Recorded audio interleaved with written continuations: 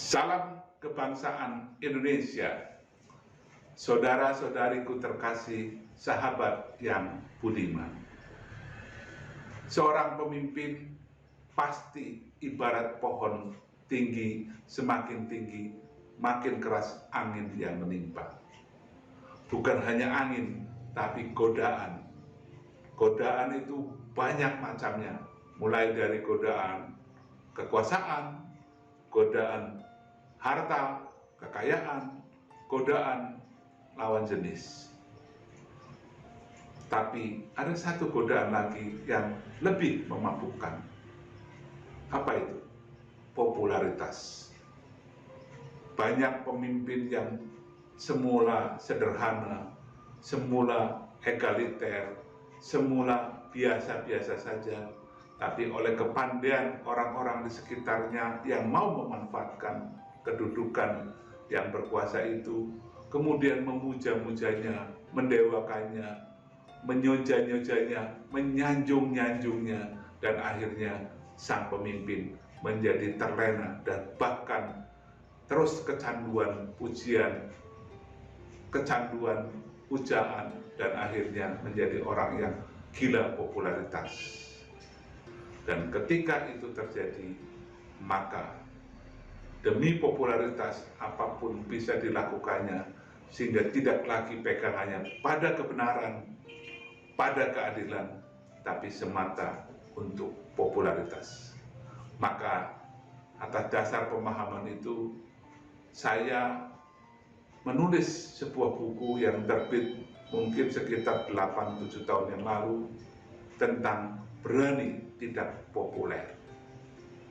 Pemimpin harus berani untuk tidak populer, karena setiap ia mengambil tindakan, keputusan yang berdasarkan keadilan, tentu ada yang merasa diuntungkan dan ada yang merasa dirugikan, terutama yang posisinya sudah baik.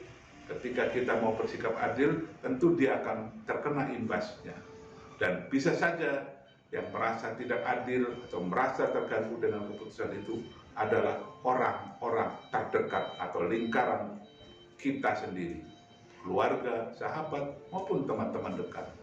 Dan akibatnya mereka pelan tapi pasti akan menciptakan hal-hal yang membuat kita terlena atau menjauhi tapi secara diam-diam.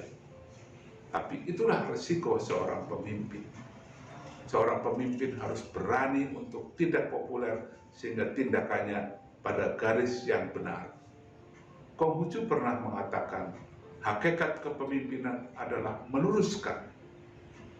Maka sebelum bisa meluruskan, hati kita, pikiran kita, sikap kita, tindakan kita, kebijakan kita harus lurus dulu, dan itu tidak perlu atau tidak boleh didasari pada kepentingan kita pribadi.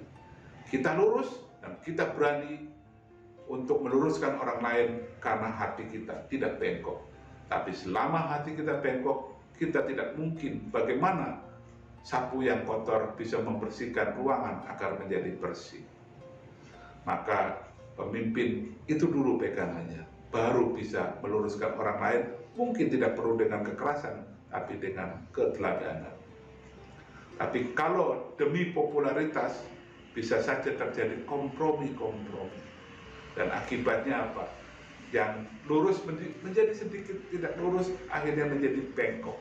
Dan kalau sudah bengkok kepada satu orang, yang lain akan menuntut diperlakukan yang sama. Akhirnya kita menjadi orang yang tidak punya sikap, dan akhirnya kita terombang-ambing oleh kebimbangan kita sendiri.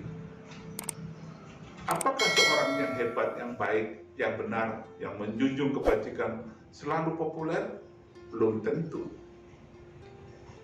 Para nabi, mulai dari katakanlah yang Buddha, Konghucu, Isa, Muhammad, pernah sengsara di dalam hidupnya, pernah dijauhi lingkungannya, bahkan pernah diperlakukan kasar dengan kekerasan oleh lingkungannya. Tapi sejarah membuktikan bahwa meskipun banyak musuhnya, dalam bahasa lain tidak populer, akhirnya waktu yang membuktikan bahwa mereka lah yang benar, dan popularitasnya menjadi sangat luar biasa. Bukan karena mau populer, tapi berbuat baik dulu, baru populer dan dikenal. Tapi kalau kita mau populer saja, kita akan mengorbankan idealisme, mengorbankan kebenaran. Saya pernah mendengar, membaca keluhan dari salah satu komposer besar kita yang lagunya menjadi lagu semacam lagu nasional. Kebiar-kebiar, ya, Gombloh pernah mengeluh, bukannya gembira ketika lagunya Kugadaikan Cintaku itu meledak sekitar tahun 1983-84. Lagu itu begitu populer, padahal itu album yang kesekian dari Gombloh. Dia mengeluh, bukannya senang, tapi mengatakan, saya bikin lagu sembarangan, ecek-ecek kok bisa populer. Sementara lagu saya yang jauh lebih bermutu malah kurang populer. Hong Wilaheng, kemudian Kebiar-kebiar tidak laku. Tapi ketika Kugadaikan Cintaku meledak sampai keluar seri keduanya Apel.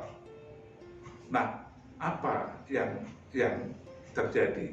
Karena memang sesuatu yang baik, sesuatu yang bermutu, belum tentu bisa dicerna oleh masyarakat yang biasanya levelnya lebih rendah daripada orang yang memang punya kualitas bagus.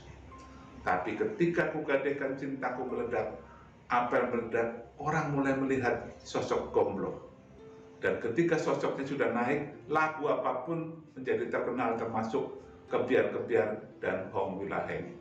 Sampai akhirnya Kebiar-kebiar menjadi semacam lagu nasional yang tidak resmi, yang sering diperdengarkan bahkan sampai ke istana negara. Maka pemimpin harus berani tidak populer. Jangan takut tidak populer. Peganglah garis kebenaran, peganglah garis keadilan. Niscaya suatu ketika orang akan merasakan bahwa itulah yang baik dan benar, dan pada saat itu popularitas akan datang dengan sendirinya. Tapi kalau menggadaikan kebenaran, menggadaikan popularitas, menggadaikan keadilan, maka yang akan terjadi justru popularitasnya sebentar, akhirnya jatuh dan akhirnya menjadi sia-sia, menjadi tidak ada apa-apanya, menjadi tidak punya kenangan, legitimasi, legasi dari orang-orang yang ia pimpin. Selamat merenungkan, salam sehat untuk kita semuanya, sampai ketemu di lain kesempatan.